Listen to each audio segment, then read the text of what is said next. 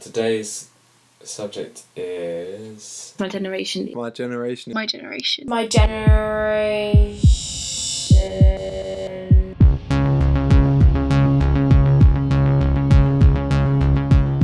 The youth are drones, roboticized. They never look up or go outside. They are passive, have no long-term memories, an attention span of 8 seconds.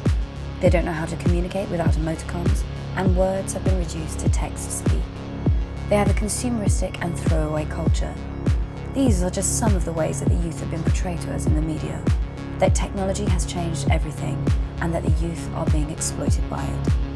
But is this really the way that the world is, and that the youth feel about themselves? Are there more subtle and nuanced explanations behind some of these conceptions of the youth? Is the future dark? Or is this generation triumphantly excelling beyond the generations before it? We spoke to over 2,500 young people, and here is what we found. There is a new definition of identity, loosely formed and self-curated. What defines our generation? I'd say there's a lot. Fluidity, I would say, in terms of identity, sexuality, religion, like religious barriers, all of that kind of stuff is less rigid in our generation. People aren't afraid to kind of slip in and out of identities and scenes and communities, and I think that that's brave. I don't know why it's less authentic. There's no such thing as authentic identity. There is a new concept of success, which is happiness. Being happy with what I do for work, definitely. Definitely enjoying it comes above any sort of monetary gain. I don't think to be successful I need to be like super rich and like really famous or whatever. I think to be successful it is like for me like to be happy, like ultimately happy, like where I am in my life. Necessity and recession have brought about the sharing culture. I think people are becoming more creative and resourceful, in the way that they're managing their money, spending their money, generating money. So if you want to travel and you want accommodation, you've got Airbnb. If you want to rent a workspace, you've got Roomy, where you can just rent dead space for the day. Uber have started doing carpools, so on a Saturday night you can share a car with 3 or 4 other people. If you want a dog for the day, you've got borrow my doggy.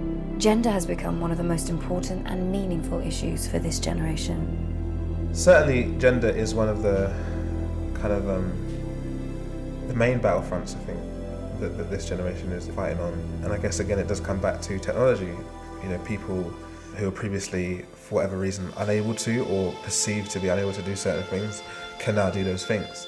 And it completely thwarts ideas of gender roles and how men and women are supposed to behave and interact. This generation, while being about instant gratification, still care about ethics. Brand ethics are important to this generation, primarily because we've seen so many massive mishaps and mistakes and mistrust. Products which are against animal testing, I think they are the best things ever. We really shouldn't test on animals.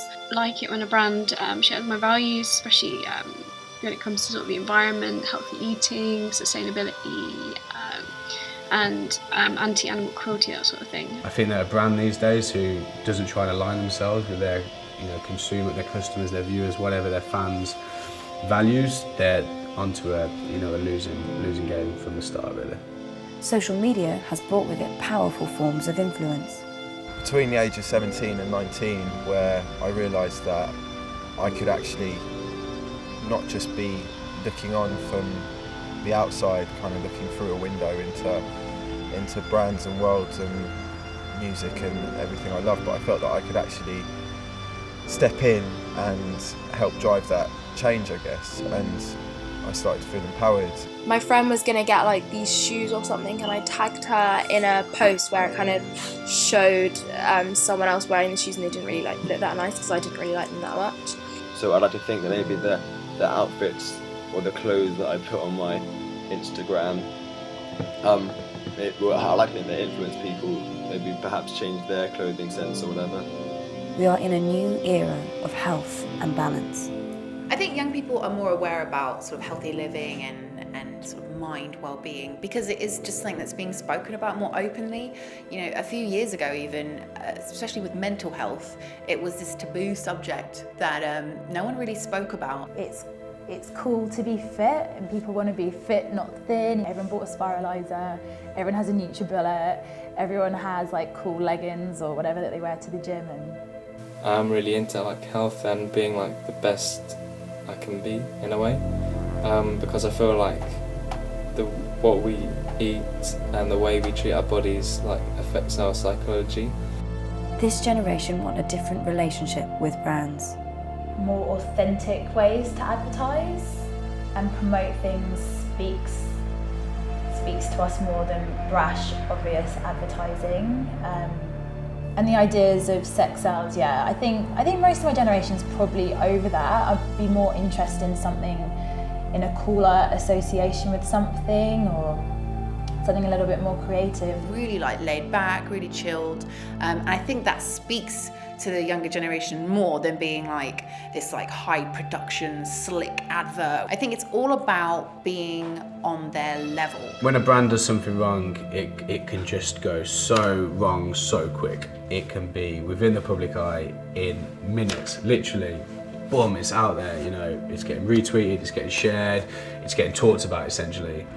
Where previously kind of brands had all the control and people were directly influenced by brands, actually now you've got a reverse where brands are very much influenced by, you know, those kids, and actually it's the kids that hold all the power. Our research has shown that this generation are different. They are evolving, and technology is at the heart of that. And while this is easy to paint in a dark light, and the youth along with it, we found that tech was also bringing tolerance, creativity, and fluidity of careers, and perhaps a future that is brighter than we expected.